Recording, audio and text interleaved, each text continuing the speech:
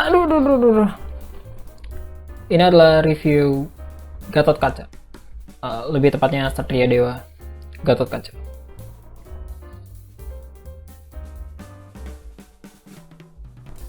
Sebelum kita membahas filmnya tentang Dewa Satria Dewa Gatot Kaca, film ini sebenarnya udah sempet di-announce gitu kali ya, 2019, sampai akhirnya mereka ganti produser di 2020.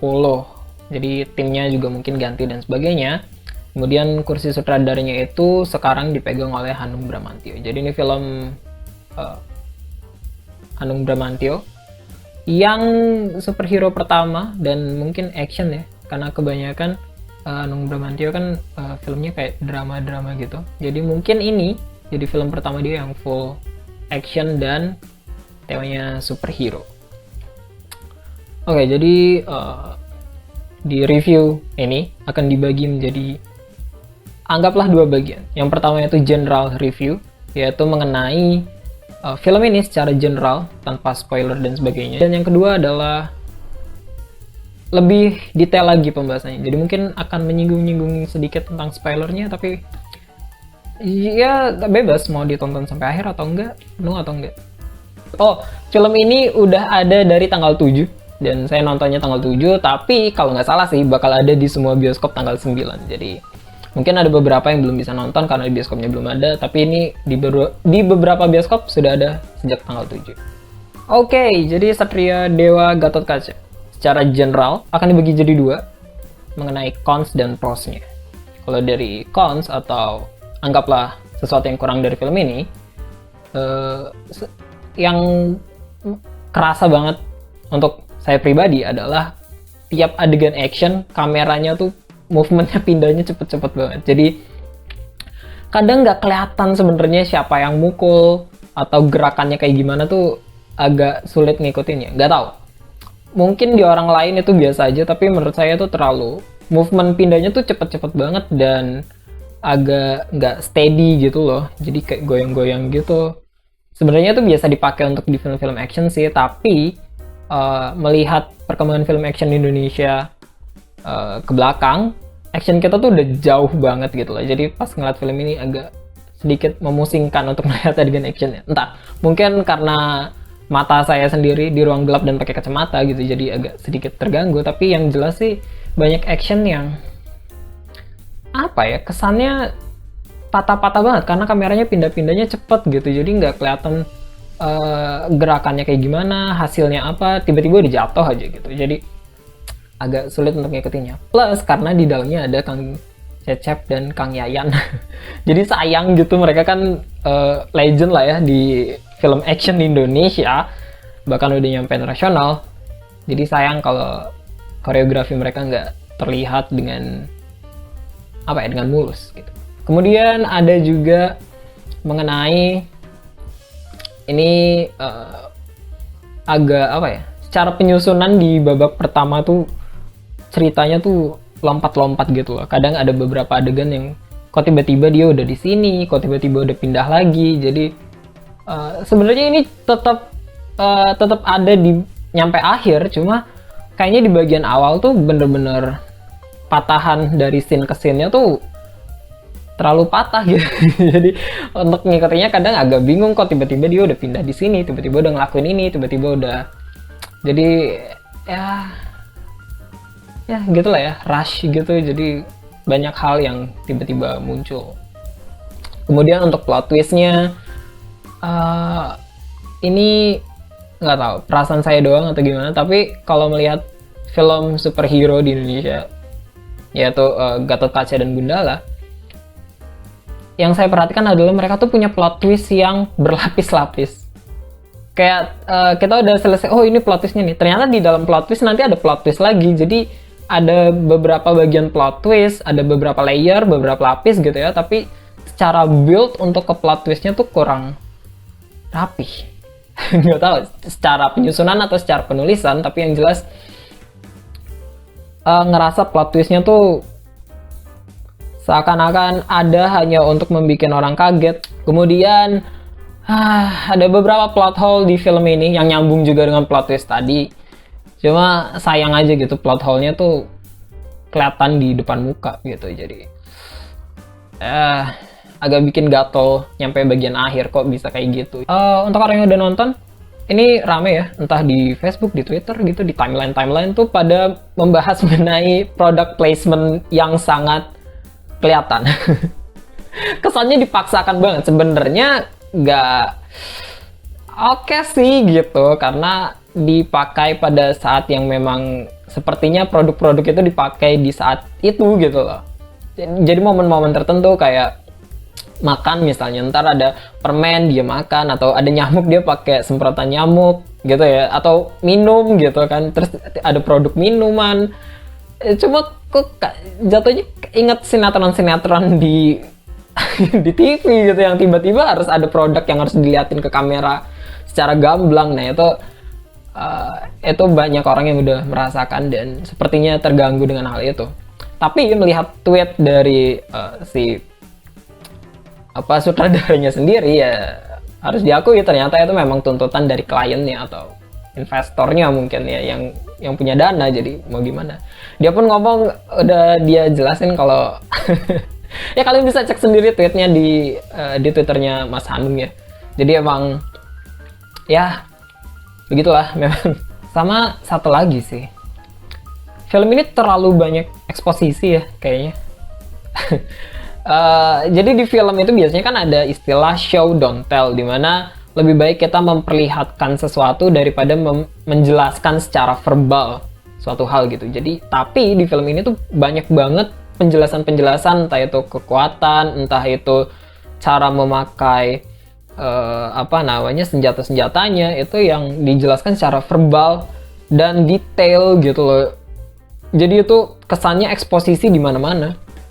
Padahal kalau di film gitu ya, biasanya sih show don't tell ini menjadi salah satu yang fundamental juga. Itu dari yang cons atau hal yang kurang dari film ini. Kemudian yang prosnya adalah lagunya. Gila, lagunya bagus-bagus semua, itu banger banget asli deh. Pengen nyari lagunya, cuma kemarin belum sempat nonton nyampe credit title abis, udah kemalaman gitu, jadi mau balik dulu. Tapi lagu-lagunya mantep banget sih. Apalagi ada yang rapnya itu kayaknya dia ngomong bacot atau apa gitu, tapi disambung dengan rap Inggris, jadi keren aja gitu. Dan penempatan lagunya cocok semua, pas dengan kejadiannya. Mungkin gampangnya bagian scoringnya bagus ya, scoring musiknya bagus gitu, pemilihan OST-nya juga bagus. Ini banger semua lah, ntar harus dicari sih lagu-lagunya. Kemudian ini karakternya, saya pribadi suka banget karakternya ya, komikal gitu. Emang kayak tokoh-tokoh di kartun-kartun atau di komik gitu ya. Jadi lovable semua, terutama yang jadi anak kecil. Bentar, anak kecil tuh siapa namanya? Coba kita lihat. GG Ali Fikri. Si GG ini chaotic banget gitu, anak kecil chaotic, dan dia selalu menggebu-gebu gitu ya kalau tentang yang berkaitan dengan si superhero ini. Jadi nontonnya tuh seru, dia lucu sih. Cuma mungkin ada satu karakter ya, side karakter gitu, temennya si ada karakter cewek gitu, tokoh utama cewek di sini, dan dia tuh punya sahabat gitu loh. Nah itu kadang bingung tuh fungsi dia di film ini apa, karena kadang munculnya tiba-tiba, hilangnya tiba-tiba, nggak jelas gitu. Dan kalaupun dia nggak ada di film ini, tetap jalan gitu. Jadi kontribusinya karakter ini kayak agak kurang. Ya, kemudian setelah dari lagu, karakter, CGI-nya, gila, CGI-nya untuk ya come on lah, jangan dibandingin sama luar dulu gitu ya, walaupun kalau mau objektif ya disamaratain. Cuma dibanding Gundala sih ini lebih halus sih. Dan apa yang kita ngelihat, apa yang kita udah lihat di trailer itu yang emang ada di filmnya. Jadi emang Tarung pas dia udah pakai armornya gitu ya, udah jadi Gatot Kaca, itu emang mungkin nggak tahu, mungkin sekitar 70% udah ada di trailernya kayaknya. Atau 60, 50, 50, nggak tahu. Pokoknya beberapa adegan yang dia udah pakai armor full itu sih udah bisa kita lihat dari trailernya, dan emang halus sih untuk bagian CG-nya ya. Kemudian animasinya juga. Jadi ada satu adegan, satu scene gitu, ngejelasin apa ya, kayak ngejelasin bukan sejarah, mungkin kayak rancangan di film ini gitu, sejarah tentang Gatot Kaca antara Pandawa dan Kurawa ini itu dijelaskan dengan animasi, dan animasinya itu bagus banget. Desain-desain karakternya parah sih, unik-unik semua, keren-keren kostumnya, desainnya. Jadi animasi CG itu udah top notch lah untuk sementara ini, bagus. Kemudian premis sama ide ceritanya sih. Sebenarnya premis sama ide ceritanya tuh bagus ya, karena kalau dikulik itu kan tentang, karena Kurawa-Kurawa ini nih kebanyakan orang-orang jalanan gitu. Jadi saya ngerasa sebenarnya poinnya tuh mau dibawa tentang perbedaan strata sosial. Makanya Kurawa-Kurawa ini mulai mau bangkit lagi gitu kan, dan menyerang atau mencari gen-gen Pandawa, sekaligus karena Kurawa ini punya dendam dari masa lalu pada zaman pewayangan masih ada gitu lah ya. Tapi nggak diekspor ke arah sana gitu, nggak diekspor tentang Kurawa-Kurawa ini ya, pasukan-pasukan Kurawa kenapa mereka mau ikut dalam organisasi ini membantai atau memburu para Pandawa. Kalaupun dibilang Kurawa jahat karena jahat, jadinya kayak kurang aja gitu, karena kan ada banyak orang. Mungkin kalau bisa dimasukin motivasi lebih gitu, kayak status sosial dan sebagainya, akan lebih ngena, akan lebih berempati atau simpati gitu sama karakter-karakter dari Kurawa. Jadi motif mereka untuk menyerang, memburu Pandawa tuh nggak sekedar karena mereka jahat aja gitu loh. Karena kan di filmnya juga mau menjelaskan itu, bahwa Kurawa tuh tidak selamanya Kurawa jahat, tidak selamanya Pandawa baik dan sebagainya gitulah. Pokoknya ada inti-intinya kayak gitu. Jadi sebenarnya ide sama premisnya udah oke sih, cuma nggak tahu kenapa dibawanya nggak ke arah sana. Nggak tahu, mungkin di film selanjutnya, nggak tahu juga. Jadi secara general itu tentang film ini, Satria Dewa Gatot Kaca. Kalau nggak salah tanggal 9 baru ada di semua bioskop di Indonesia. Jadi ditonton aja kalau kalian mau nonton, karena secara CG ini udah memanjakan mata dan lebih baik dari sebelumnya. Jadi, tapi kalau mau dibahas lebih detail, mari kita bahas lebih detail. Iya, Queen. Jadi ada karakter sampingan namanya Queen. Sebenarnya nggak tahu fungsi dia di film ini apa gitu. Nongol, abis itu dia lari karena ketakutan, tapi di scene berikutnya dia udah kumpul lagi sama geng tokoh utama ini. Jadi fungsinya apa? Kadang annoying juga, dialognya juga kok ngeselin gitu. Motivasinya tuh nggak jelas gitu loh. Nggak tahu kenapa ditaruh di sana. Pun kalau dia misalnya nggak ada di film ini, nggak ngefek apa-apa gitu. Jadi kayak nggak memberikan tambahan apapun ke film. Karena kan biasanya ada kayak untuk comedy relief, ada dan sebagainya gitu ya. Tapi ini nggak juga sih, jadi nggak nambahin nilai. Jadi ya gitulah, ada karakter yang kayaknya nggak di-develop dengan cukup baik gitu ya. Kemudian di bagian iklan sebenarnya kalau saya pribadi sih nggak masalah, cuma emang aneh aja ngeliatnya. Plus ada di tengah-tengah film tuh dagelan.